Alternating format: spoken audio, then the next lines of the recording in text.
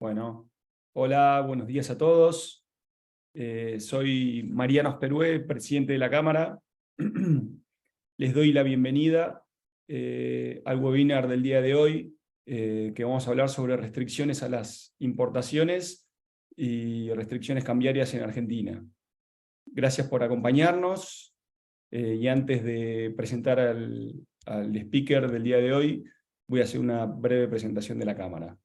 La Cámara de Comercio Argentino-Texana es una organización sin fines de lucro y de membresía voluntaria, fundada en el año 2016 con el objetivo de promover el comercio, la inversión, la educación y las oportunidades de networking entre Argentina y Texas, actuando como un catalizador de relaciones comerciales innovadoras, éticas y productivas. La ITCC también ofrece apoyo y recursos para ayudar a las empresas a navegar por las diferencias culturales y superar los desafíos asociados al momento de hacer negocios en un país extranjero. La Cámara se dedica a fomentar una fuerte relación económica entre Argentina y Texas y promover el crecimiento y la prosperidad entre ambas regiones. En esta sesión de webinar, Julio nos hará una exposición sobre el marco legal de las restricciones y cursos de acción recomendados. Además, abordará sobre la necesidad de políticas de integridad y compliance. Ahora les voy a hablar un poco de Julio Forrush. Julio es un destacado abogado con más de 20 años de experiencia en diversas áreas del derecho. Se ha especializado en derecho administrativo, económico, derecho del petróleo y gas, aduanero y de integración e integridad. Actualmente se desempeña como socio a cargo del Departamento de Derecho Administrativo Económico en JP O'Farrell Abogados. Además, es abogado de la Cámara Argentina de Fabricantes y Comercializadores de Tecnologías Informáticas, donde brinda asesoramiento legal en temas relacionados con la industria tecnológica. Además de su labor profesional, es director del suplemento de energía, hidrocarburos y minería de El Dial, socio de la Asociación Argentina de Ética y Compliance y responsable legal y de integridad de la Fundación Contactos Energéticos. Finalmente, nos gustaría expresar nuestro agradecimiento a nuestros miembros corporativos por su continuo apoyo a la Cámara. Ellos son Pan American Energy, miembro Gold, Duralite, Globant y PCR, miembro Silver, así como AESA, Mayer Brown, Practia, ProShale, Quadvance, que son miembros bronce. Por último, quería contarles la metodología de nuestro webinar. Julio hará su presentación y reservaremos 5 o 10 minutos para que puedan hacer preguntas. Para eso les pedimos que a lo largo del webinar vayan dejando sus consultas o inquietudes en la sección correspondiente de nuestro chat y luego aprovecharemos el tiempo oportuno para hacérselas a Julio. Bueno, Julio, te agradezco una vez más tu generosidad para brindar todos tus conocimientos y experiencias en este webinar. Gracias. Muchas gracias, Mariano. Muchas gracias a la Cámara por la invitación y bueno, muchas gracias a todos los asistentes que se han interiorizado y que tienen interés en este tema, que bueno, no es un tema nuevo. Vamos a tratar en una hora, yo voy a tratar de ir rápido, por lo menos en varios de los temas, pero voy a tratar en una hora de hablar de estos dos temas que van muy vinculados, tanto lo que hace a la situación de importaciones como a la situación cambiaria, tema al cual esta última semana en Argentina por primera vez se ha vinculado ya a través de un decreto al contexto de emergencia económica vigente del 2019. Pero bueno, restricciones a la importación, ¿es algo nuevo? No, es un tango con distinta letra que ya lo vinimos padeciendo desde noviembre del 2018, ya está vigente, el régimen de licencia ya está vigente, voy a corregirme, desde el 2004, pero comprendía 4 posiciones, creo que era la resolución 444, y en la actualidad, digamos, a partir de noviembre del 2008, empezó a afectar a distintos sectores, primero metalúrgico, textiles, productos varios, después incluyendo una enorme gama de productos en la materia. De los certificados de importación iniciales pasamos en lo que ha sido el año 2012, las RG 3252, 3254 y 3255, a la famosa DEJAI, en la época de Mario Guillermo Moreno. Posteriormente, la DEJAI y el marco, la DEJAI comprendían a todas las posiciones del nomenclador, como el marco de licencias no automáticas. No había pauta de razonabilidad o pautas vinculadas a las posiciones involucradas, no había constancia de excepción, defecto que se mantiene hoy día.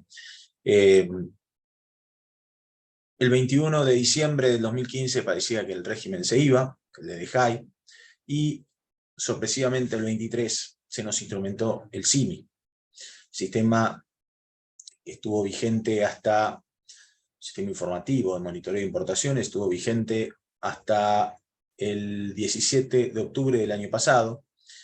17 de octubre del 2022 se instrumentó el SIRA y se dejó sin efecto lo que era la SIMI y las SIMPES, ¿no? Y también paralelamente a la SIRA se instrumentó la SIRASE, para lo que son los pagos al exterior. Yendo al régimen que nos ocupa, SIRA, ¿cuál es la sustancial diferencia que, de la experiencia que tengo en el tema, veo de los regímenes anteriores y el actual? Es más agresivo. Es más agresivo y comprende a partir de, es decir, en lo que es la estructura del régimen es similar a lo que era el régimen de SIMI, con una diferencia en el artículo 7 de la RGC 5271. Esto además de instituir una cuenta única de comercio exterior para el monitoreo de los cupos de importación, e incorporar también al sistema a las entidades del sistema a las entidades financieras. El actual régimen, cuando se instrumentó, estableció pautas de monitoreo y de seguimiento a los importadores, que en la actualidad son el dolor de cabeza que nos ocupa. Inconsistencias tributarias, inconsistencias en lo que ha sido la facturación, sobrefacturación, subfacturación, o uso abusivo de medidas cautelares, concepto jurídico indeterminado que entiendo es un misterio, y las pautas que ha fijado la FIP en su sitio,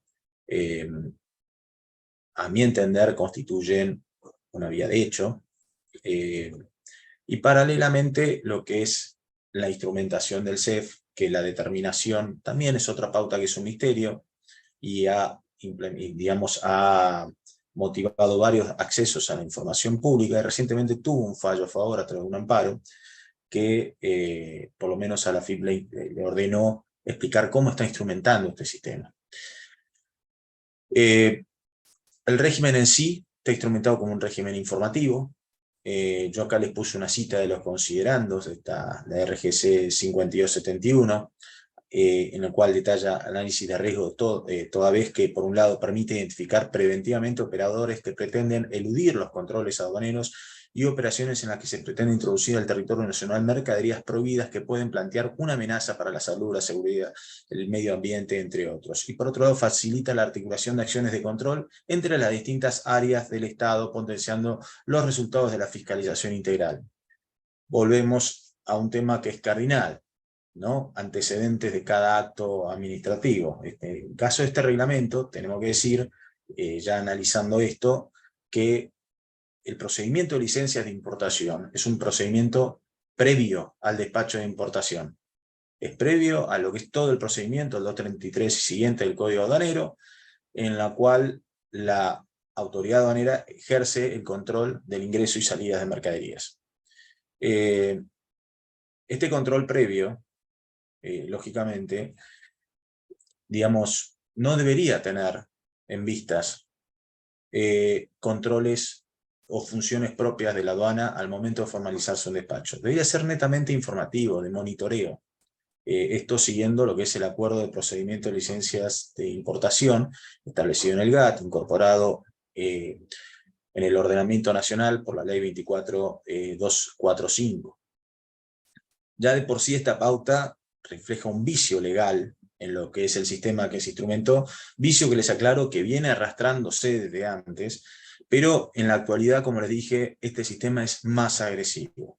Paradójicamente no tiene me voy a corregir, tiene fallos en contra. Tiene fallos en contra de febrero de este año, fueron amparos, pero fueron por cómo se había instrumentado. Muchos habrán recordado que quienes ingresaron medidas cautelares, como una medida instrumentada a partir de este artículo 7 que le referencié, se les impedía el acceso al CIRA, es decir, les impedía ingresar trámites al CIRA y de esa forma no podían formalizar despachos de importación, no podían, lógicamente, pagar al exterior cualquier despacho, y si tenían mercadería en tránsito, mercadería que había llegado a zona primaria aduanera, se veían en un problema serio. ¿Está bien? Bueno, siguiendo el segundo punto que me pareció importante, ya se los había destacado, es que se detectaron numerosas inconsistencias de los importadores, tanto en su capacidad económica, el CEF, como también en el uso de prácticas abusivas en la interposición de medidas administrativas o judiciales para eludir el mencionado SIMI. El ejercicio de lo que era la tutela judicial efectiva no puede ser, como les estaba señalando, una vía abusiva, ni mucho menos una vía que pueda constituir un ilícito o una medida que la administración tome como restrictiva. Hay jurisprudencia de lo que fue, por ejemplo, en la última emergencia económica, no voy a decir la última emergencia económica, la emergencia económica del 2002, cuando se instrumentaron restricciones vía decreto para lo que era la ejecución de medidas cautelares contra el sistema financiero. Pero bueno, sin embargo, se volvió al mismo tango que vivíamos en esa época. Siguiendo, te van a perdonar, ahí está. Creo que me pasé 2 minutos, no, perfecto, estamos bien. Paralelamente, todo este régimen también trajo de la mano la instrumentación de entidades u organismos desconcertados de seguimiento de lo que ha sido instrumentado, digamos, para la instrumentación de este régimen. Sorprende la cantidad que se instrumentó, pero conviene tenerlo siempre presente por los riesgos operativos que esto trae al momento de ejecutar o tomar decisiones de cómo manejarse ante el CIRA o CIRASE. Se instrumentó en forma conjunta con Comercio, el BCRA y la FIP, el Comité de Seguimiento y Evaluación. Se instrumentó también desde la Secretaría de Comercio, la mesa, que actualmente dependiente del Ministerio de Economía, la Mesa de Asesoramiento de Comercio Exterior para micro y pequeñas empresas. Esta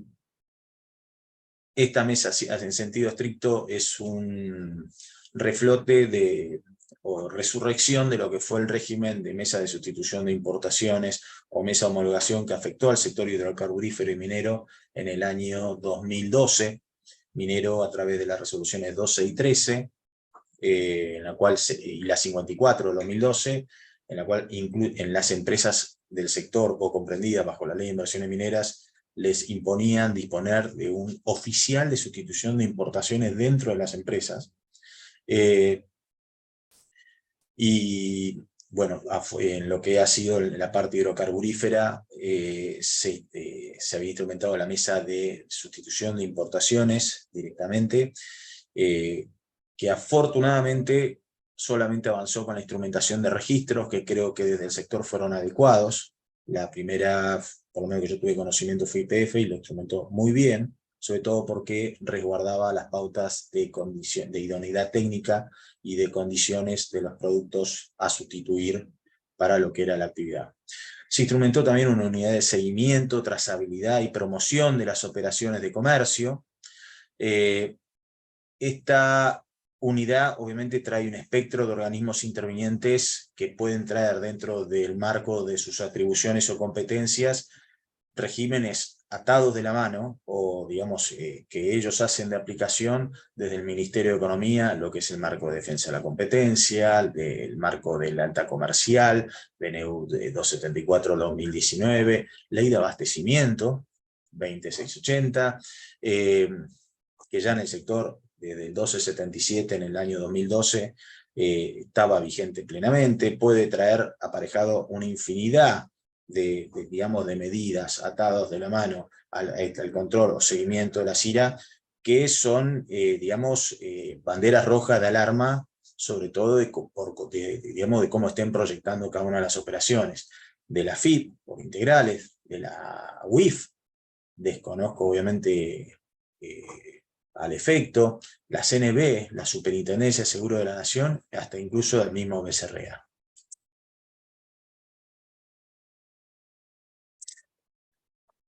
Acá a título de ejemplo tienen lo que son las atribuciones u objetos por parte de la Unidad de Seguimiento y Trazabilidad y Promoción de las Operaciones de Comercio, que se instrumentó a través de la RGC y reglamentada a partir de la Resolución Conjunta 1 del 2023, y solamente haciendo el seguimiento de esto uno se da cuenta de que no son operaciones en sentido estricto que hacen a actividades de empresas, digamos, por lo menos del sector que nos ocupa, pero además de empresas dedicadas al sector productivo, ¿no?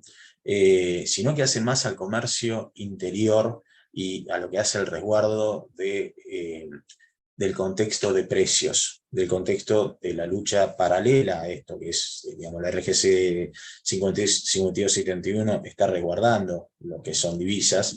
Este tipo de medidas que van atados de la mano de esta resolución están procurando el resguardo de la lucha contra la inflación y el aumento progresivo de precios consecuente.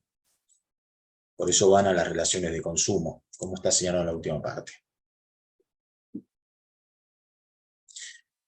Bueno, esto ya lo vimos, yo voy a tratar de ir adelantándolo, pero acá tienen bien detallado lo que es los sujetos involucrados en lo que son los trámites de CIRA, tienen paralelamente las competencias de la FIP cuando se detectan o se verifican inconsistencias, y el procedimiento de disconformidad que está instituido al efecto, que debería tener una resolución en el plazo de 10 días hábiles administrativos.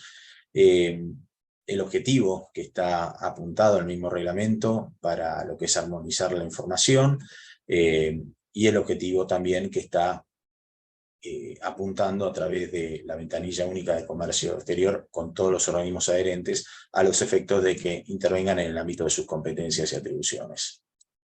Los organismos adherentes tienen un plazo de 60 días corridos, les aclaro, para expedirse, lo cual un plazo así fijado atenta contra el principio de eficiencia aduanera o unicidad aduanera, en tanto lo que se está tratando de hacer es hacer más, digamos, darle mayor celeridad y rapidez a los trámites. Otorgar 60 días justamente contradice esto. El plazo de 60 días se amplió del que inicialmente estaba instrumentado con posterioridad a octubre del 2022. Acá en particular les estoy apuntando en los tres puntos que están aquí indicados en esta filmina, lo que es el artículo 7 de la RGC 5271 que les había referenciado. La situación del sujeto importador, en este caso por CIRA, a partir de la información disponible en sus registros. Para ir adelantando les voy a hacer una analogía con la CIRASE, en este caso para pagos al exterior. La CIRASE pondrá los mismos puntos con la salvedad del perfil de riesgo que está acá apuntado en el punto C. Lo que es la situación del sujeto a partir de información disponible en los registros de la FIP. Se refiere a información tributaria, declaraciones juradas o inconsistencias que puedan llegar a haber, en este caso, que la FIP básicamente va a comunicar al importador involucrado para que subsane en el plazo más breve posible. Bueno, y generalmente suelen ser todas inconsistencias de demoras en la presentación de declaraciones juradas, inconsistencias en el ingreso de las declaraciones juradas y demás, que son subsanables vía contable. El CEF, instituido por la RG 4194 2018, si la memoria no me engaña, inicialmente estaba instrumentado para otro objetivo. Sin embargo, a partir de octubre, no, me voy a corregir, antes, durante el 2022, muchas de las empresas importadoras no tenían determinado un CEF, justamente porque el CEF estaba, les reitero, estaba instituido para otro objetivo. Sorpresivamente, esto a partir de inicio del 2022, estas empresas que no tenían CEF determinado, le figuraba no determinado, empezaron a verse afectadas por una determinada cuantía de CEF que en muchos casos no se ajustaba a la realidad de la empresa, ¿no? Yo les voy a citar como ejemplo empresas del sector productivo muy grandes, y les voy a aclarar que con un perfil mayormente exportador, estas empresas se vieron afectadas cuando se empezó a instrumentar, a inicio del año pasado, con un CEF, que estoy hablando de empresas que operan con millones de dólares, en exportación sobre todo, CEF de $50.000, lo cual básicamente le imponía la paralización de la actividad. A través de este sistema se generó digamos, un sistema y un procedimiento de disconformidad, que impuso a muchos de los sujetos afectados a concurrir con contadores a las agencias de la AFIP respectiva a los fines de verificar la revisión, la reconsideración o la modificación del CEF. Se instrumentaron aportes de capital, infinidad de medidas para tratar de elevar lo que es el CEF aplicable. Pero desde entonces el CEF constituyó y empezó a constituir una traba. ¿Qué se hizo de parte de muchas empresas para paliar esto? Algunas empresas subieron el tono. Vía acceso a la información pública, exigieron a la AFIP, algunas a través de otros sistemas, ya vista directamente, exigieron a la AFIP que les informe qué procedimiento o pautas estaba utilizando para la determinación del CEF. Lamentablemente, yo los planteos que hice no tuve respuesta en ninguno. Tengo habilitada la vía del amparo para acudir a la jurisdicción para forzar una respuesta de esto. No lo hice, obviamente los clientes no quisieron hacerlo, básicamente por el motivo es que así sin pauta, digamos, de razonabilidad, los CEP que tenían registrados se vieron incrementados, obviamente más ajustados a la realidad, y les permitían operar y seguir, digamos, las operaciones en forma relativamente normal. El CEP como también se había afectado paralelamente con el ingreso de SIMIs. Si SIMIs que estaban observadas, o que estaban sujetas o aplicadas o afectadas a procesos cautelares, empezaron a servir para descontar el CEF aplicable y disponible a cada empresa cada mes.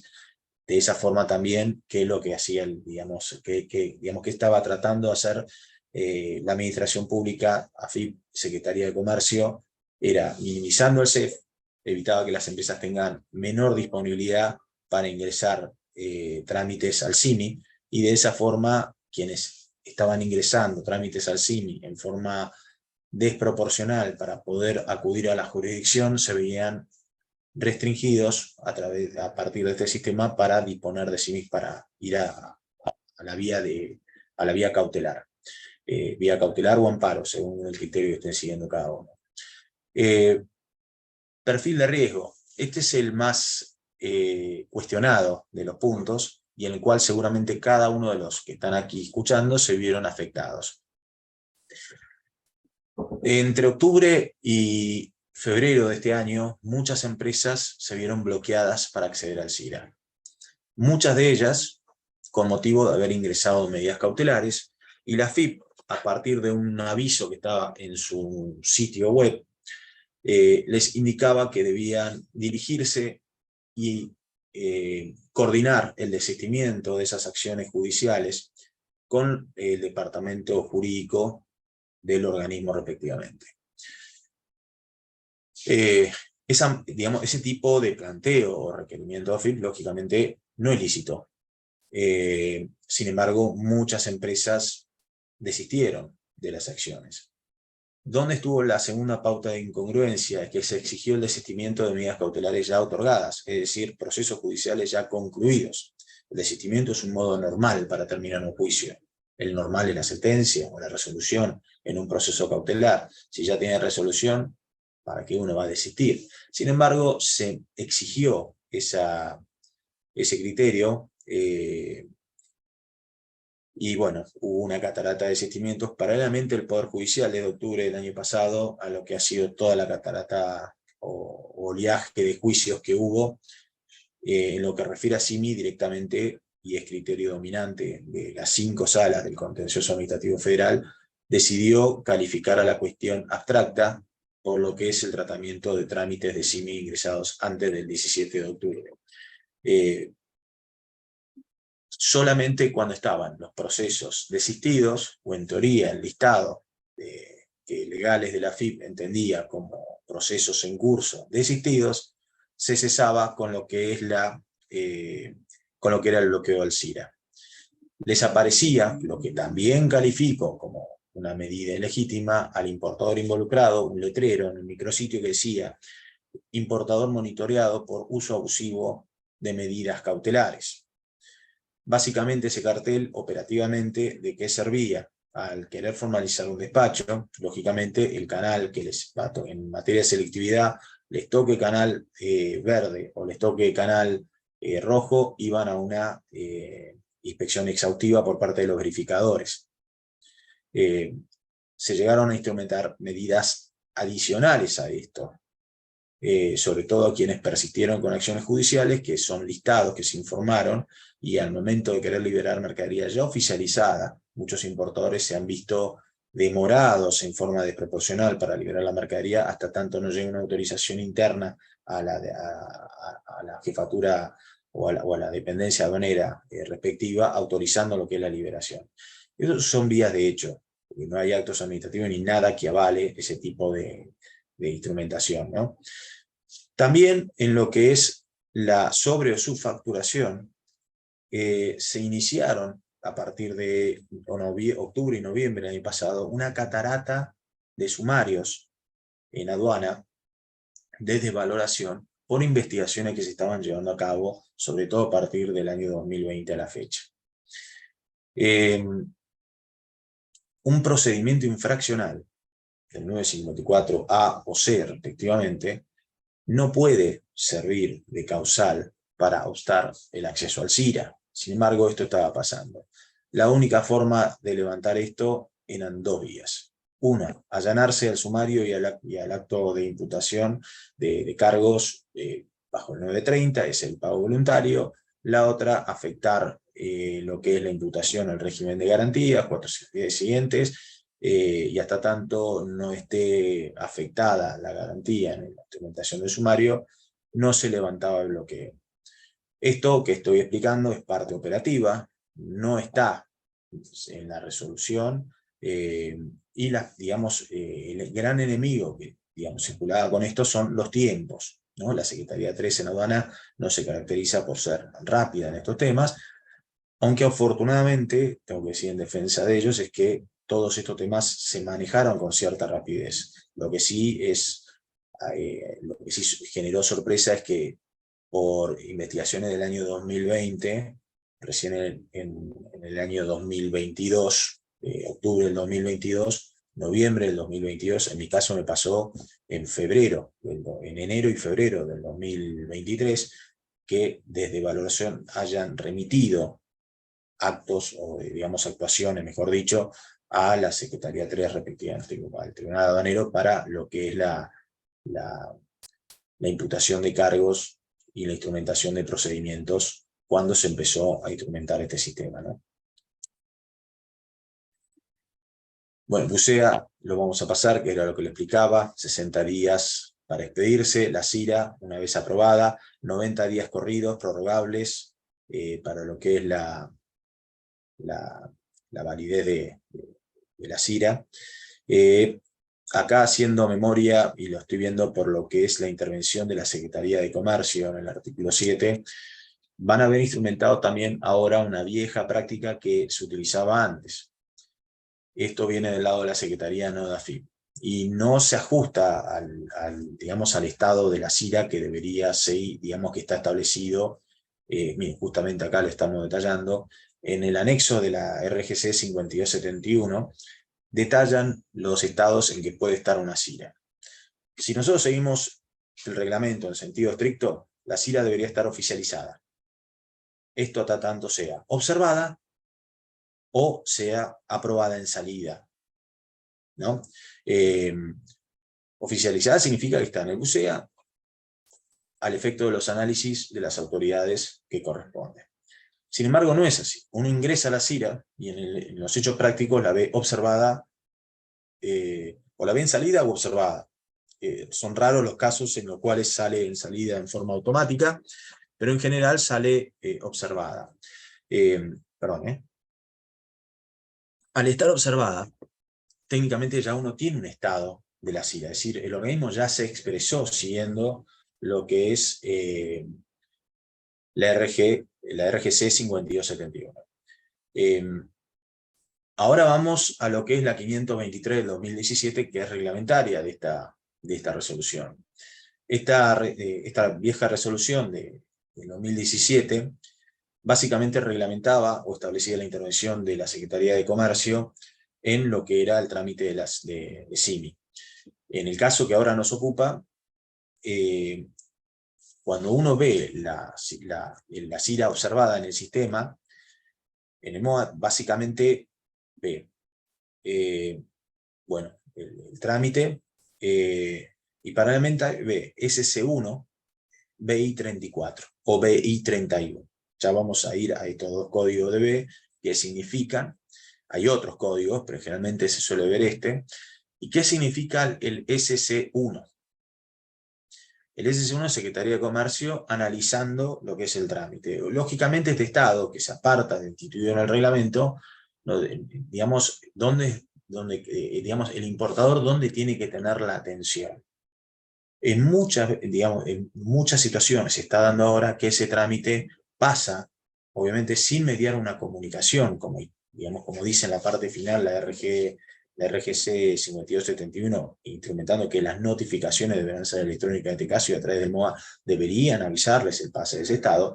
Básicamente, ustedes de la noche a la mañana van a ver el SC1 pasa a SC3 o a SC4.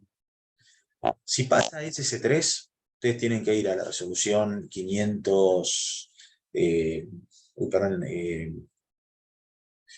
se me fue a la 523 del 2017, y básicamente en ese estado tienen que ir en la parte final del anexo para ver qué documentación tienen que remitir a través de un sobre que les aparece en el lateral, cumplimentando el requerimiento que les hace el organismo. Lamentablemente, la información se van a tener que guiar por las pautas que dice el anexo de la RGC 523. Muchas veces,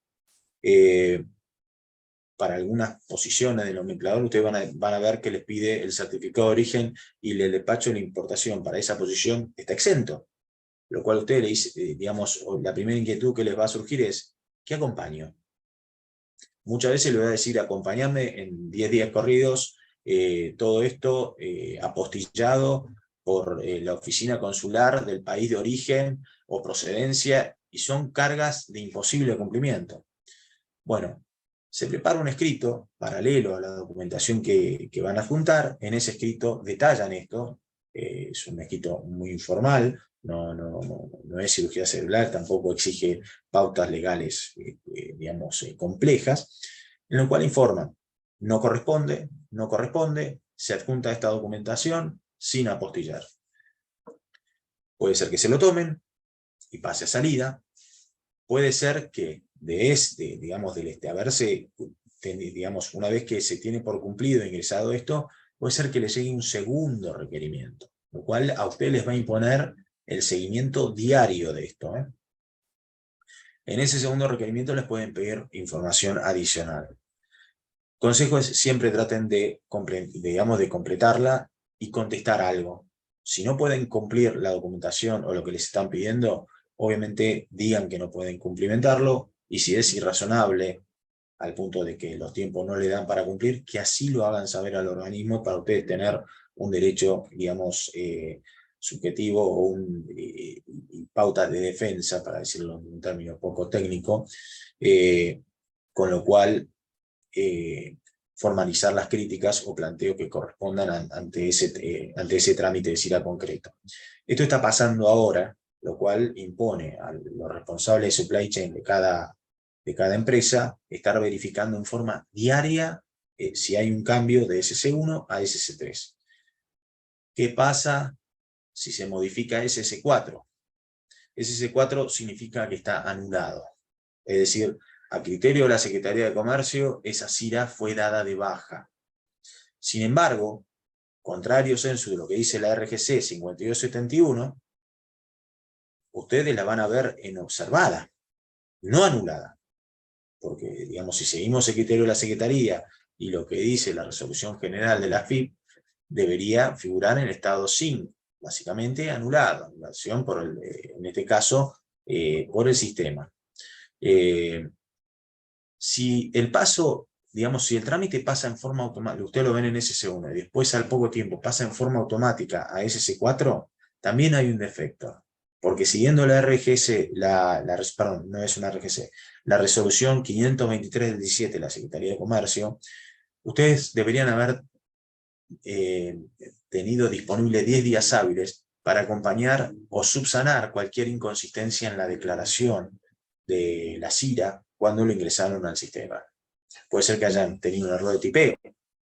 Bueno, a esos efectos está que se les otorga un plazo de 10 días a los fines de subsanarlo, en la vista del artículo 4 de la resolución 523.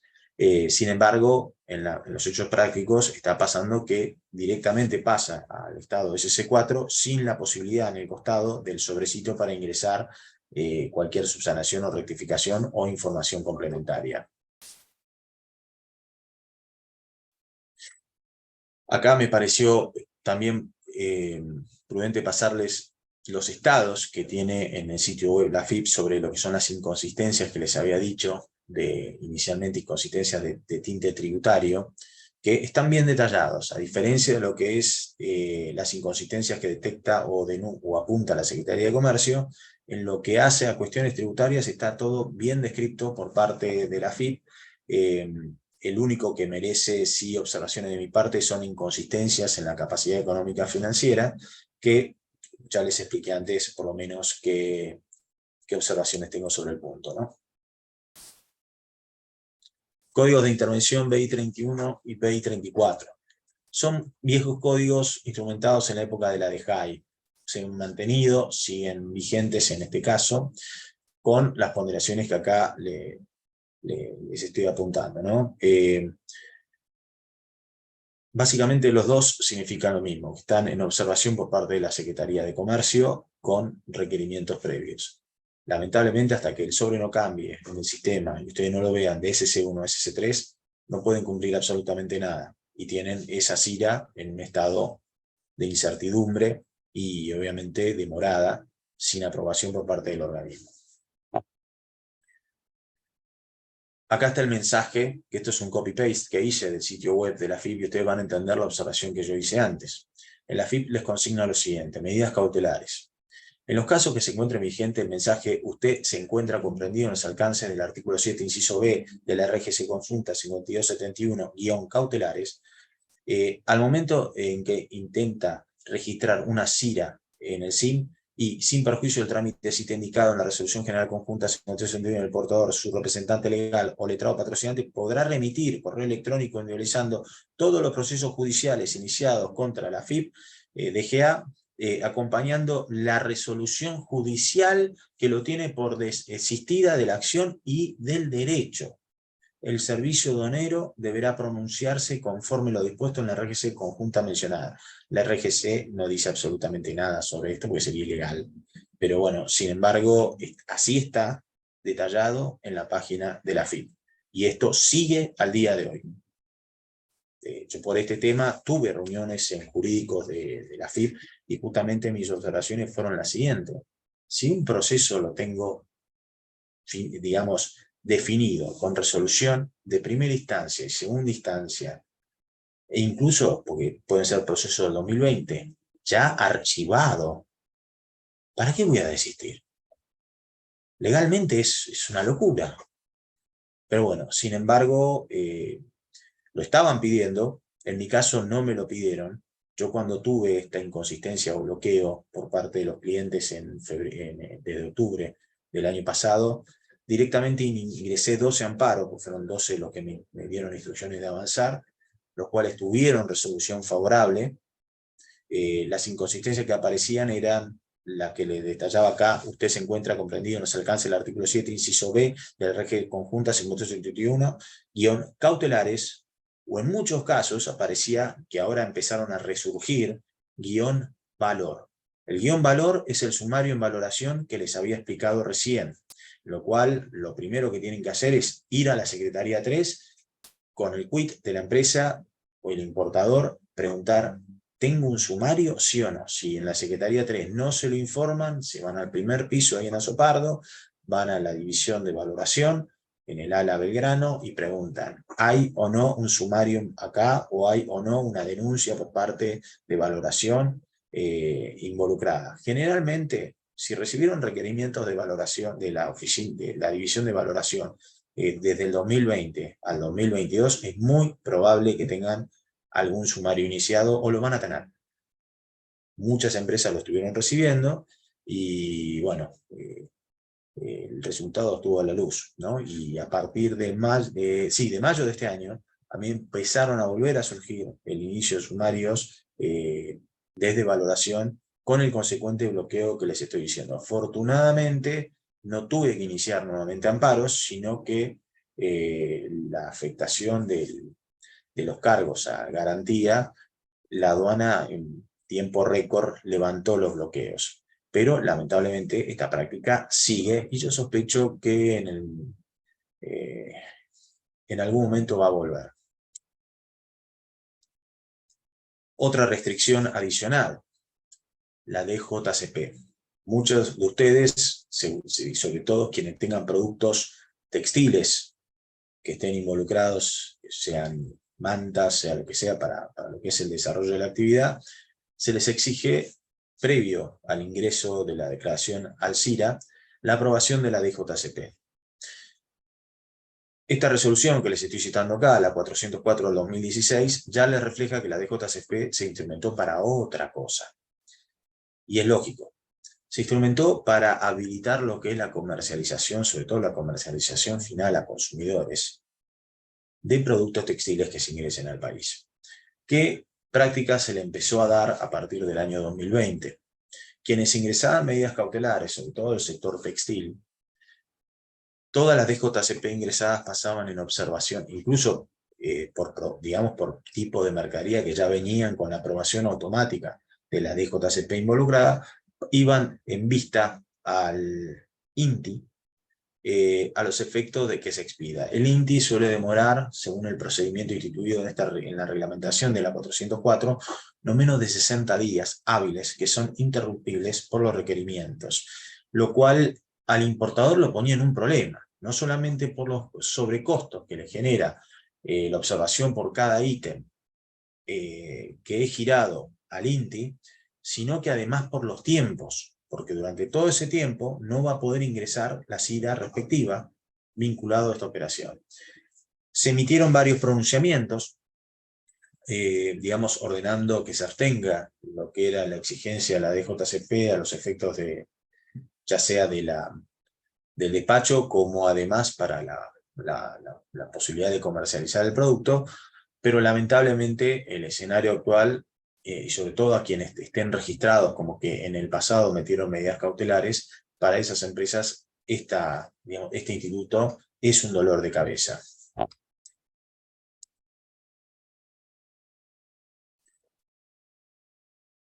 Acá, bueno, estos son recaudos normales de fondo, digamos de forma, que se establecían en la 523, siguen estando vigentes, que es a los efectos de poder oficializar licencias automáticas y no automáticas, de estar debidamente inscritos en el RUM, el Registro Único del Ministerio de Producción, sigue vigente, completar el sistema de información conforme a las pautas del micrositio, que básicamente siguen los anexos de la 523.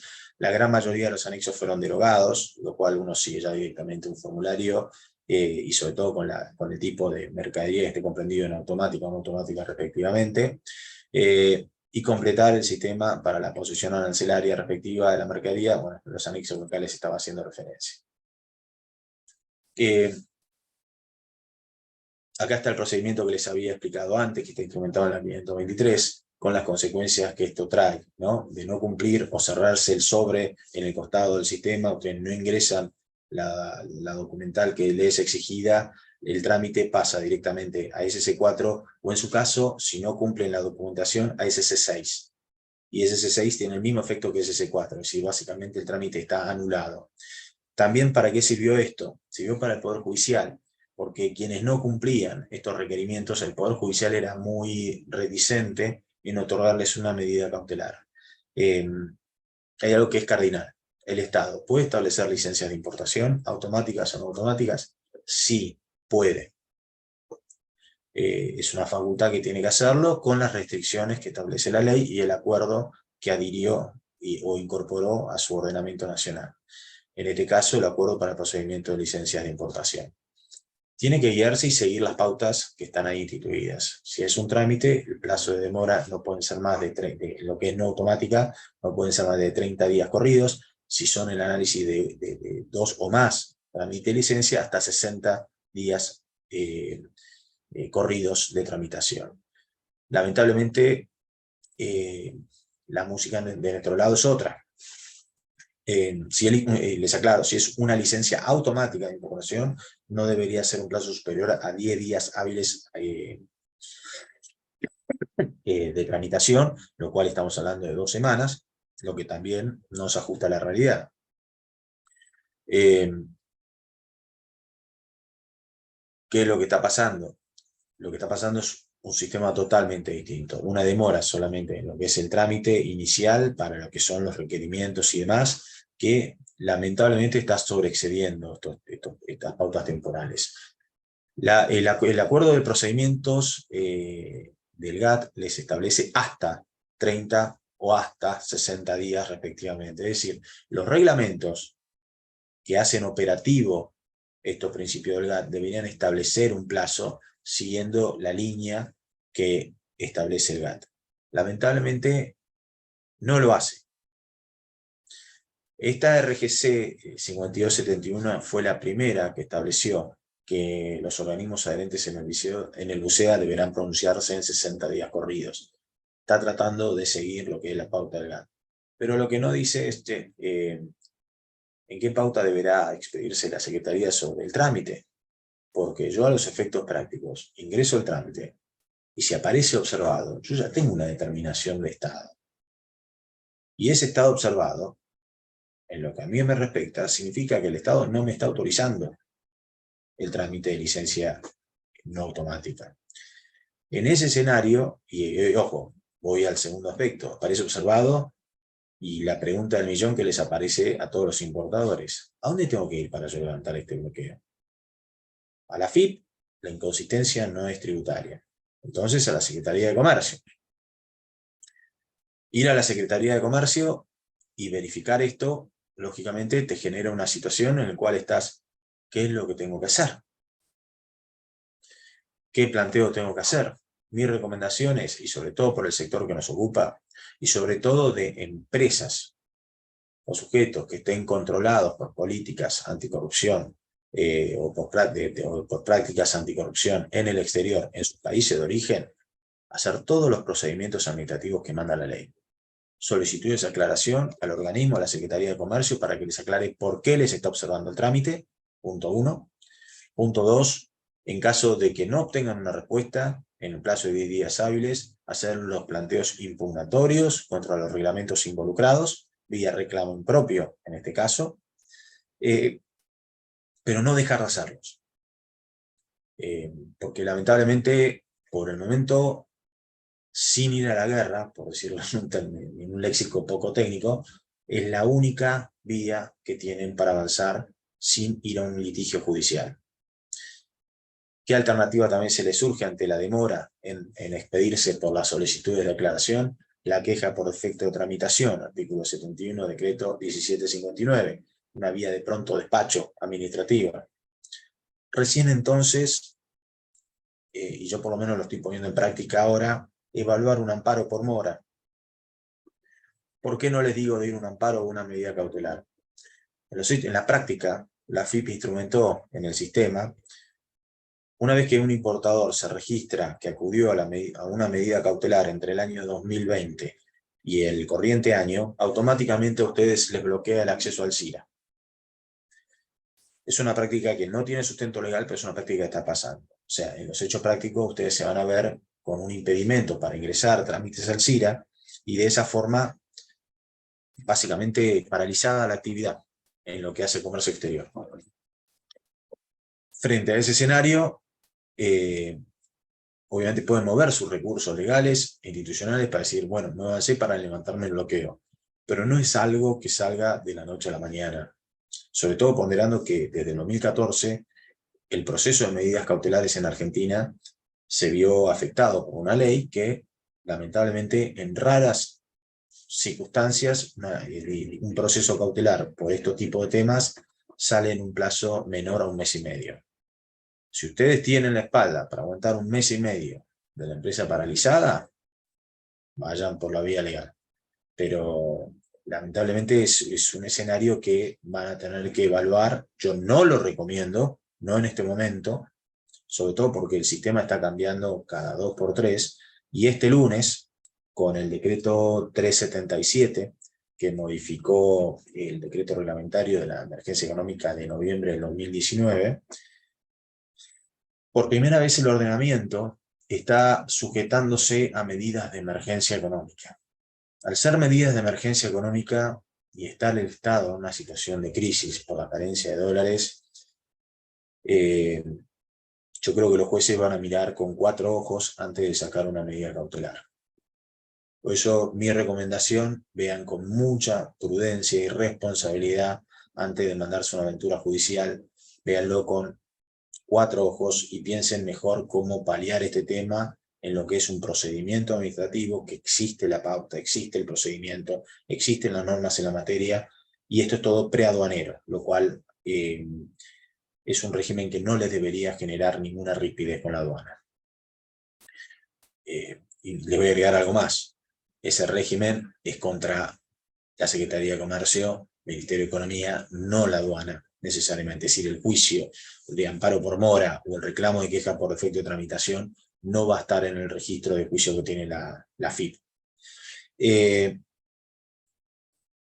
Volviendo a lo que les decía, bueno, acá les explicaba lo que es el SC1, SC4, SC3 y el SC6.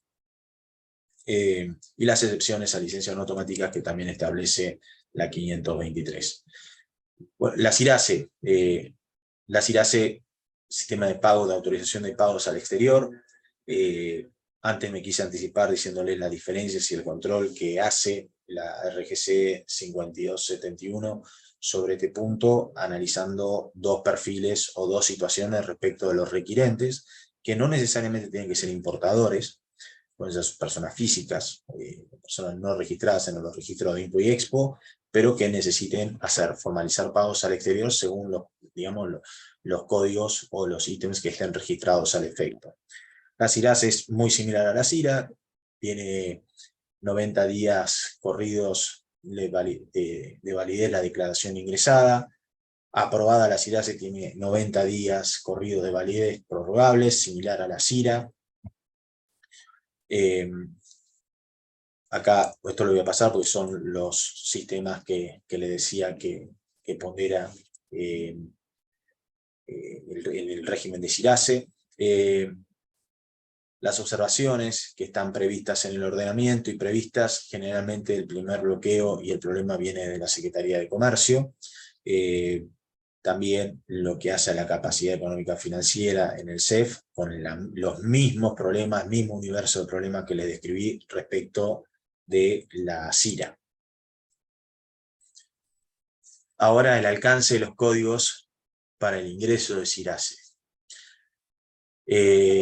Acá es donde ha generado un problema muy grande y ha generado un problema paralelo a lo que estamos hablando en cuanto a los ítems incorporados a esto. En este punto hay una situación que fue la reciente incorporación hace casi un mes de los servicios de flete. La incorporación de los servicios de flete u autotransporte generó un problema muy grande, porque ya directamente el impedimento de pagar fletes al exterior, o mejor, vamos a decirlo de otra forma, voy a reformular para no parecer con una posición, ¿no? La restricción o el requerimiento de previa autorización para pagar los fletes al exterior, básicamente nos coloca en un problema ante las líneas marítimas, o líneas aéreas, en caso de guías. Nos deja fuera del mercado. Es decir, y también nos colocan un problema de logística que yo creo que no se ponderó.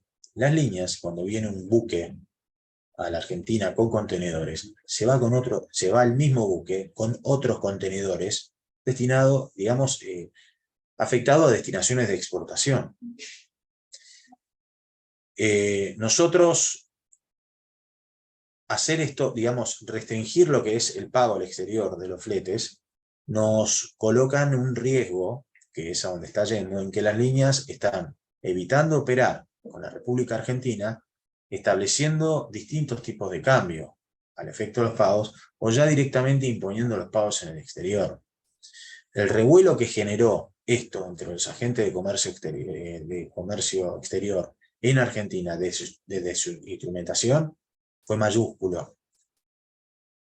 Fue mayúsculo y está afectando a agentes de carga, a ATAS, en todo lo que es su operatoria diaria. Está generando demoras, pero enormes, y está afectando la disponibilidad de espacio o carga en transporte a importadores. Es decir, lograr disponer de carga ante una ATA para afectar a una importación en este momento es un tema muy valorado, o digamos muy complicado en Argentina ante las circunstancias que estamos hablando. Y ojo, no solamente para import, estamos hablando para export también. Bueno, ahí tienen todo el resto de los ítems que estoy apuntando, digamos que están previstos: servicio de informática, servicio de información, servicios educativos, financieros, todos estos ítems, enseñanzas educativas, todo esto está exigiendo lo que es la afectación a la aprobación previa de la CIRASE. El régimen cambiario, bueno, voy a hacerlo más rápido porque aparte quiero ir a la parte de preguntas y en concreto de qué los está afectando. Yo creo que muchos de ustedes, con el último decreto del lunes y la resolución de la FIP consecuente a este decreto, tienen consultas muy precisas. La misma RGC 5271, a diferencia de todas las anteriores, instrumentó un sistema de cuenta única. Un sistema de cuenta única en el cual es de acceso a las entidades del sistema financiero y donde se registran las operaciones de los importadores involucrados para ver, y esto con observaciones o trámites de inconsistencia por parte de la FIP, para ver cómo están operando en el sistema financiero para el pago de importaciones. Esto tuvo infinidad de modificaciones hasta la comunicación 7466 y las que han venido hasta la fecha para el acceso al mercado único libre de cambios, que estableció restricciones que van de la mano a lo que es el sistema de CIRA o CIRASE, respectivamente. El acceso al MULC está cada vez más condicionado, esa es la estricta realidad, y a partir del último decreto, con imposición de aranceles para acceder que encarecen las operaciones. ¿Está bien? En la actualidad tenemos un doble sistema de retención a partir de este lunes, tanto de la entidad financiera como al momento de acceder al SIM. El primero que va a hacer es la retención de que, si la cabeza no me engaña, hasta el 95% por parte del SIM al momento de liquidar la importación. El SIM me refiero al sistema Malvina. Y posteriormente por el remanente, por la misma entidad financiera como agente de retención, al acceder el importador al MULC. No conozco cómo se ha instrumentado esto por parte de las entidades financieras para lo que es la retención en el MULC, pero lo que sí ha generado un revuelo todavía más amplio porque afectó incluso a los despachos simplificados de courier. En este escenario actual es de esperar que este sobrecosto que está generándose va a impactar en los precios. Yo por lo pronto, y esto obviamente no puedo mencionar clientes, pero en estos 3 días hábiles desde la implementación del sistema, ya creo que me atrevo a decirles que no menos de 10 contratos administrativos ya me presenté ante las autoridades competentes diciéndoles: vamos a revisar todos los contratos, porque el equilibrio económico financiero del contrato se me fue por las nubes. y tuve que demostrar que la justa rentabilidad que yo tengo instituida en un contrato administrativo, lamentablemente se ha visto afectada. Esto se va a ir aguas abajo a otro tipo de industrias y a la que nos afecta. ¿Cómo va a afectar esto las operaciones de las áreas? ¿Cómo va a afectar a los operadores? ¿Cómo va a afectar las cuentas de las UTES? ¿Cómo va a afectar a las empresas de servicio, el traslado de costos? ¿Cómo va a afectar a los proveedores? No es un misterio, no es una mirada muy optimista de cómo va a afectar los costos, y en lo personal, lo que más me asusta como contracara de esto son las medidas de control de precio que se lleguen a instrumentar por parte del gobierno para lo que es este tipo de operaciones, ¿no?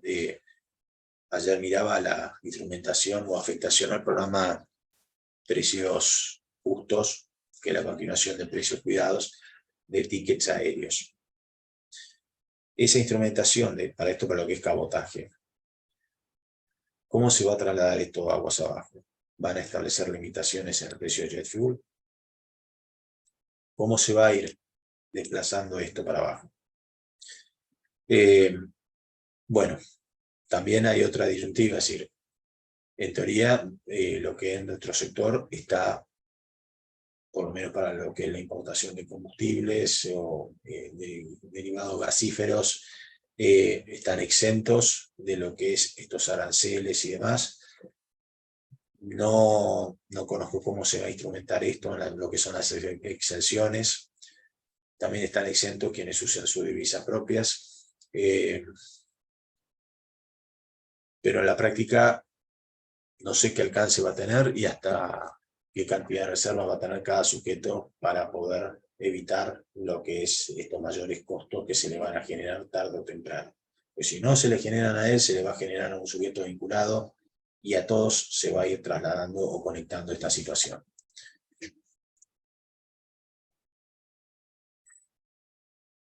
Bueno, para acceder, obviamente, está todo previsto, lo que les estaba señalando antes, la necesidad de disponer de la CIRA aprobada, la CIRASE aprobada.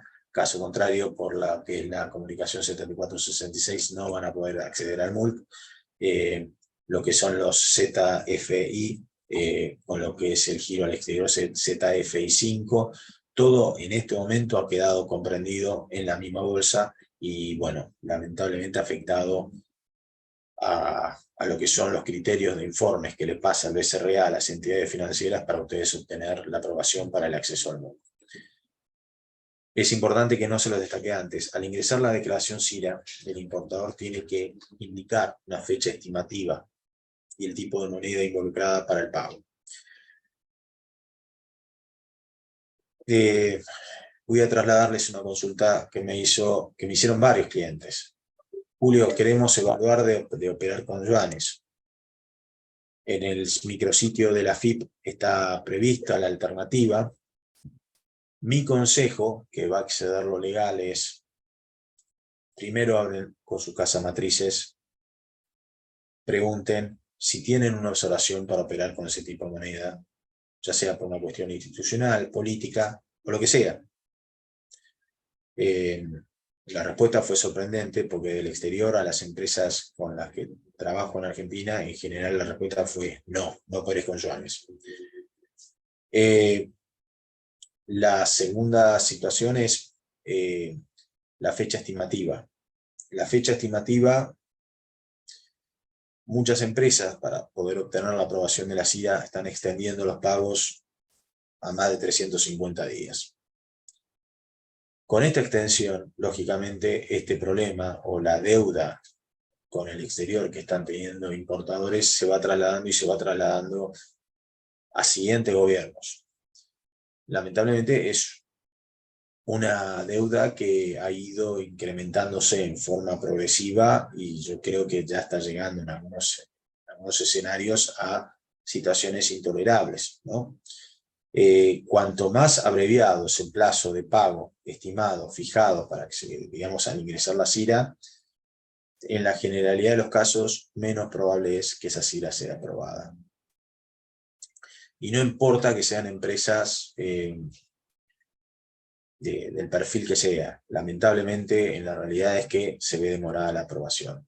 Yo tuve el caso de empresas del sector que nos ocupa que han visto demorado hasta casi 180 días los plazos de aprobación de la CIRA, incluso excediendo los 90 días que todo el mundo interpreta de validez de la declaración, por CIRAs que fueron declaradas de pago inmediato o con pago a 30 días. Y les reitero, son proveedores muy conocidos, empresas exterior, que se han visto en una situación de incumplimiento entre operadores, justamente con motivo de la demora en la aprobación de estas CIRAs. Solamente con el reclamo impropio que les dije antes, ante el operador se pudieron sentar y decirles un caso fortuito, la demora en la aprobación de la CIRA no me fue propio, sino que del Estado. Yo hice todo lo que la ley manda para constituir en mora al Estado. Cualquier reclamo que me hagas con esto, vamos a citar al Estado que nos venga a dar explicaciones tanto a vos como a mí. Y nadie quiere tener un conflicto en este momento donde el Estado esté en el medio. Lo cual sirvió para calmar las aguas y evitar conflictos y que ambas partes ponderen esta situación evitando la imposición de penalidades. Sigo con lo que es esta situación. Hay un tercer escenario que se está dando y por qué recomendé este procedimiento legal. Han aparecido, y es típico ante la instrumentación de estos sistemas, empresas ya dedicadas, hasta con un profile bastante prolijo, de gestores que procuran el levantamiento de estos trámites. Mi consejo tajante es no. No. Y les voy a dar una pauta de por qué no. Y por qué les recomiendo que desde sus responsables de compliance o de políticas de integridad, este sistema lo vean con mucho cuidado. Entre octubre, del 2022 hasta finales de mayo, no, me voy a corregir, hasta mitad de junio del 2023, existían métricas de la aprobación de trámites de CIRA. Esas métricas, que eran públicas, estaban en la web de la AFIP, reflejaban los sectores o tipos de industria que veían aprobados las declaraciones que ingresaban al CIRA. En lo que hace a la industria que nos ocupa, yo siguiendo las métricas desde inicio de este año hasta cuando se dio de baja esto, nunca vi un promedio superior de CIRAs aprobadas de más del 10%. O sea, imagínense que de todo el universo de CIRAs son aprobadas el 80% de las CIRAs, de ese 80%, el 10% refería al sector hidrocarburífero, 5% o 4% promedio al sector de minería, sector salud, estamos hablando de mismos promedios. Es decir, actividades de interés relevante para la nación argentina o de sectores como minería, de un perfil mayormente exportador y generador de divisas, se veían afectados con, digamos, un porcentaje muy reducido de aprobaciones de CIRA. Sin embargo, se veían la aprobación de CIRA de trámites de industrias que no reúnen esas condiciones o esa relevancia. No digo que no sean importantes, pero eran productos definidos, productos que se pueden sustituir o productos que tienen fabricación local. Pero sin embargo se estaban aprobando. Incluso varios de los importadores eran importadores que hasta el mes de octubre del año 2022 tenían una catarata de medidas cautelares. Sin embargo, la situación estaba a la vista de todo. ¿Qué es lo que pasa? Sorpresivamente, en cuanto se puso digamos, cuando se expuso esta irregular situación, y fue crítica, muy crítica, la Fundación Contactos Energéticos, digamos, yo estuve trabajando en ese tema y fuimos muy críticos, el sistema de la noche a la mañana quedó en desuso en la página de la FIP. Posteriormente se volvió a instrumentar, pero con la imposibilidad de uno conocer las métricas y el control de transparencia de cómo se está aprobando esto. ¿Qué me refleja? Yo parte de vos, soy profesional de compliance, entonces les tengo que decir bien claro, es decir, me refleja que hay que manejarse con mucho cuidado. Vamos a tener que responder de la Argentina al exterior con mucho cuidado de cómo se están llevando a cabo las operaciones acá, observar la legalidad, observar los procedimientos y hacer los planteos que por derecho correspondan siguiendo esos procedimientos. ¿Está bien? Es cardinal que dispongan de eso, no solamente para justificarse ante incumplimientos contractuales en Argentina o de compromisos que tengan en Argentina, pero sino también para exponer cómo se ha observado la legalidad. Bueno, después las filminas, obviamente, quienes lo precisen más van a estar disponibles, pero bueno, ya por el tiempo les cedo la palabra por si quieren exponer, digamos, formalizar preguntas y demás, quedo a entera disposición.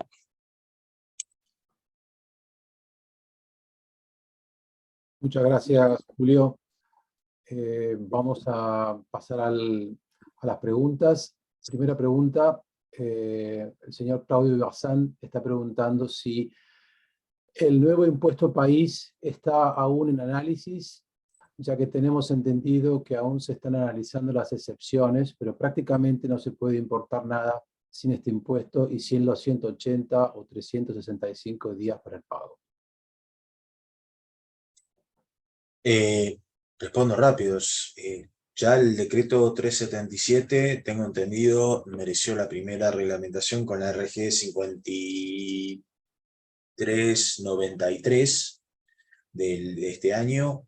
Ya está en aplicación según el tipo de posición del nomenclador involucrado y tipo digamos, de mercadería involucrada, estamos hablando del impuesto país, que pueden oscilar hasta el 30% para bienes suntuosos, es decir, va a ir difiriéndose según el tipo de mercadería involucrada.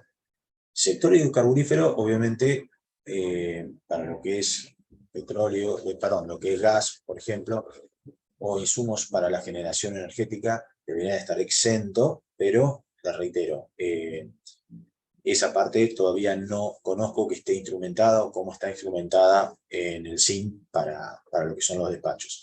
Sí les digo, porque lo vi por el Courier, en el Courier lo que ha sido una instrumentación de pedido de pagos al exterior, ya directamente al formalizarse el despacho simplificado Courier, el sistema, el mismo Albina, les está afectando lo que es la aplicación del impuesto país a la operación involucrada. Perfecto. Otra pregunta del señor Emilio Bellman. ¿Las presentaciones hay que hacerlas con abogados aduaneros? Las presentaciones ante los SC1, SC3 o SC4 que yo les explicaba, no necesitas un abogado, en el sentido, digamos, honesto de la palabra. Lo que son las presentaciones de pedidos aclaratorios e impugnaciones administrativas, la impugnación administrativa es una impugnación legal. Ahí sí yo recomiendo que tengan un abogado administrativo, aduanero o con experticia en derecho público para hacer el planteo pertinente. Bien. Pregunta el señor Omar Morelli. Tenemos operaciones con CIRA, despacho y que estamos en plazo de giro de divisas, algunas a vinculadas y otras a terceros, y los bancos sistemáticamente observan el giro de divisas, dilatando el mismo, muchas veces durante meses. ¿Hay algún comentario al respecto? Sí, es correcto lo que está señalando. El sistema en la actualidad,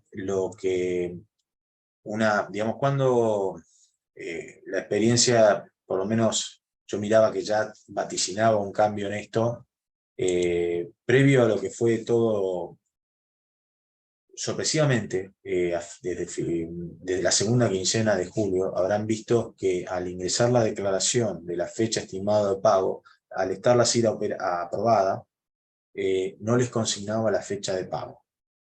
Es decir, estaba vacío, el ítem estaba vacío, no había fecha de pago fijada, lo cual uno no sabía si estaba aprobado a los 30 días o estaba aprobado después. ante la entidad financiera, esa inconsistencia del sistema te llevaba a un estatus que no podías acceder al MUL. Las entidades financieras, ante esta situación, deberían hacer un planteo o hacer un reclamo ante el BCRA.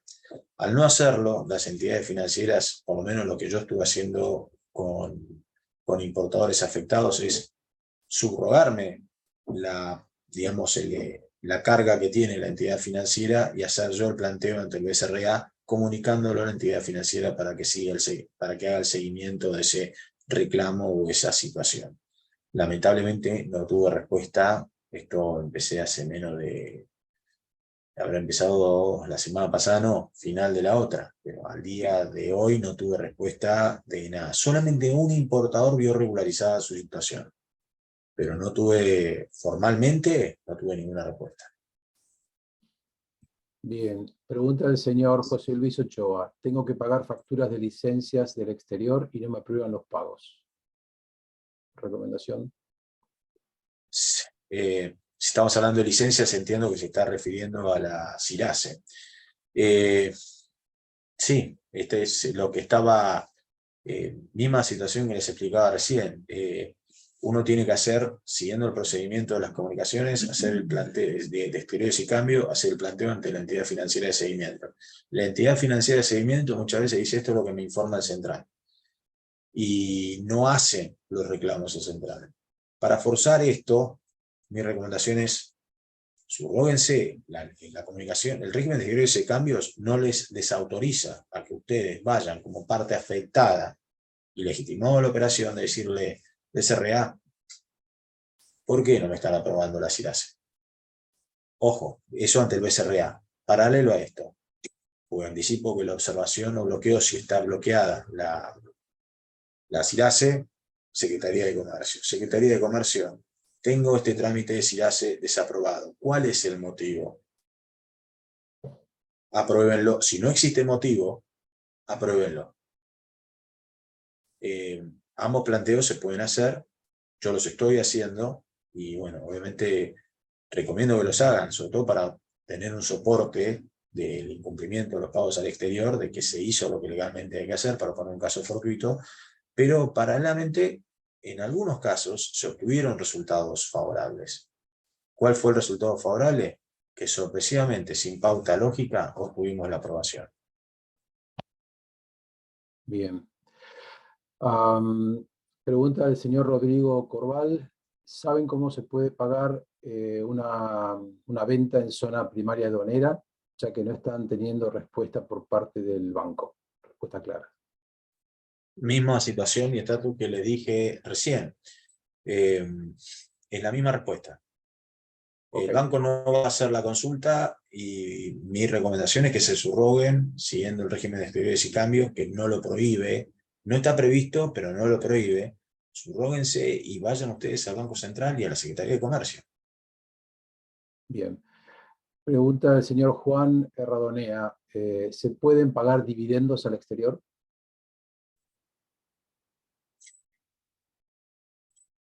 Entiendo, estamos hablando de la situación de CIRASE de nuevo.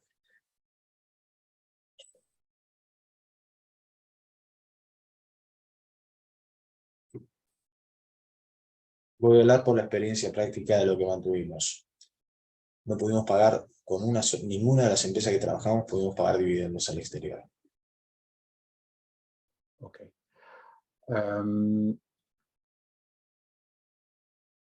¿Cómo se reclama directamente al BCRA? Pregunta hecha por el señor Omar Morelli. Se prepara un escrito y se hace el reclamo ante la mesa de entradas del BCRA, que en este momento es electrónica. Es bastante fácil ingresar la presentación. Pregunta del señor Samuel Gradín. Queremos conocer tu opinión de por qué, si los plazos de pago de las importaciones le van a caer al próximo gobierno, ¿por qué no autorizan las CIRAS que tanto problema les trae a la industria con restricciones reales en la generación de divisas? Qué buena pregunta. Por favor, que no se interprete mi respuesta con tinte político. muchas veces es una bajada de línea institucional dentro del organismo. ¿Me entienden? Y hay posiciones del nomenclador que muchas cámaras locales en Argentina promueven que sean observadas. Hoy miraba en una noticia del sector, digamos, agropecuario, una cámara del sector tractores, criticando de que no se están estableciendo mayores restricciones para que determinadas empresas del sector, obviamente involucradas en otra de las cámaras, donde están las internacionales, se vean afectadas en cuanto a lo que es la consideración de componentes nacionales y cuándo el producto es nacional de ensamblado en Argentina. Lamentablemente todas esas medidas, el régimen de compra y contrato local debería ser un régimen de fomento, no un régimen que se utiliza para medidas proteccionistas. Del sector, por ejemplo, el sector de energías renovables. Las licitaciones que se llaman por este sector o convocatorias que hay por la empresa provincial en lo que es Santa Fe, la ley de Santa Fe y la 13505, ya uno ahí cuando lo analiza tiene una ley que es muy restrictiva para lo que es el acceso a licitaciones en Santa Fe y la prioridad que le da a, digamos, a sujetos locales que para colmo los productos no los fabrican ahí, o no tienen, digamos, la mercadería la tienen que importar, pero sin embargo se les da una preferencia en desmedro de otras entidades, sean del exterior o sean de terceras provincias. Eso es una desnaturalización de lo que es un régimen de fomento. Esa es mi opinión. Las leyes, por ejemplo, de hidrocarburos locales a nivel provincial, o mismo la ley nacional, establecen lo que es la obligatoriedad de contratar proveedores locales. La ley de Santa Cruz. La ley de Santa Cruz, a mi entender, y yo fui muy crítico y saqué artículos cuestionando esto, es un mamarracho. Es un mamarracho, literalmente. ¿Cómo empresas van a conseguir de personal especializado o capacitado? Vamos para, por ejemplo, la ley de Santa Cruz comprende el sector de pesca, minería e hidrocarburos en un mismo paquete. ¿Cómo vamos a conseguir industria local que no existe, de Santa Cruz me refiero, y paralelamente personal idóneo, por ejemplo, que me pasó, para el uso de explosivos subterráneos en minería? Un ingeniero de minas especializado en explosivos subterráneos para un yacimiento. ¿Dónde lo voy a conseguir? Eso es desnaturalizar un régimen de fomento. Lamentablemente ese tipo de cosas, ese tipo de medidas son las que están poniendo trabas e impedimentos para lo que es la aprobación de CIRAS cuando los plazos de pago se difieren para periodos posteriores. La incongruencia es enorme, pero está a la vista. Bien. Pregunta del señor Daniel Dinuncio. Tenemos una mercadería llegando el 31 de este mes que es para entregar YPF, o sea que es vinculada a la generación de energía. ¿Cuál es el camino a seguir para estar eximidos del impuesto país? No conozco el quid objeto social de la empresa involucrada, pero si no es una de las excepciones previstas en el decreto 377 en la modificación que introdujo al anterior decreto, lamentablemente tengo que decirles que van a estar comprendidos en el impuesto país. Es un detalle que hay que ver con mucho cuidado. No es que el impuesto país va a eximir a empresas que son proveedores de YPF. Va a depender del tipo de mercadería, va a depender del tipo de proveedor, cómo está registrado, va a depender de varias circunstancias.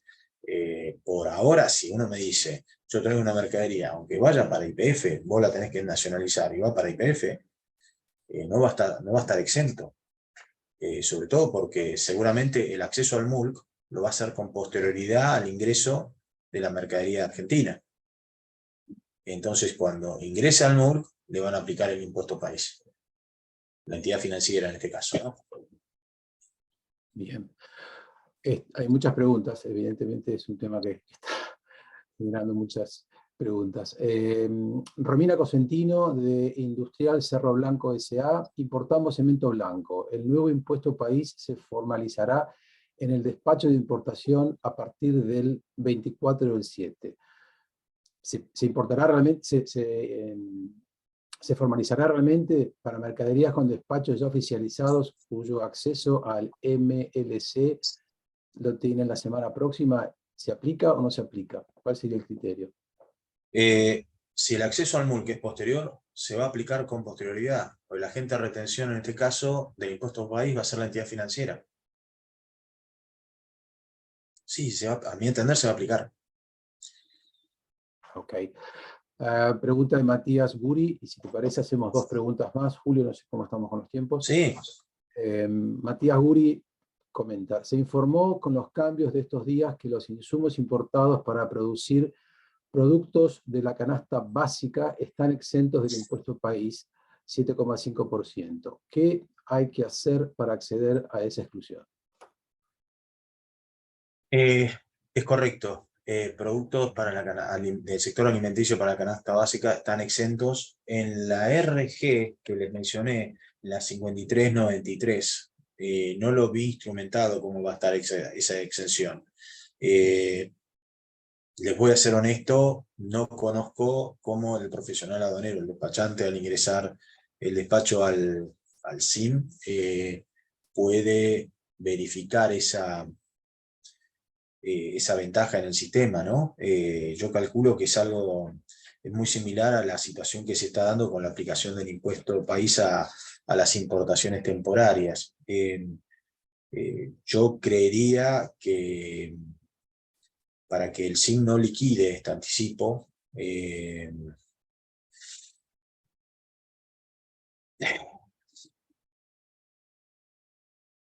se va a tener que instrumentar una ventaja. El tema es que no sé operativamente cómo se va a hacer. Eso lo van a tener que ver al momento de instrumentar el despacho.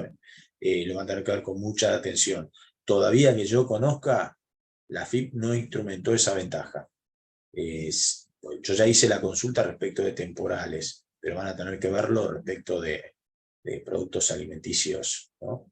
De la canasta básica. Bien.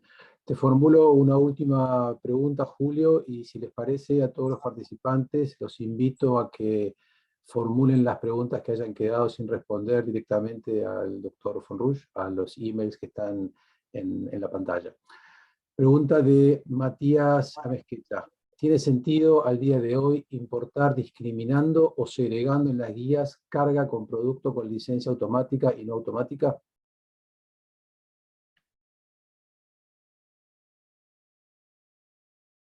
Es una pregunta más operativa.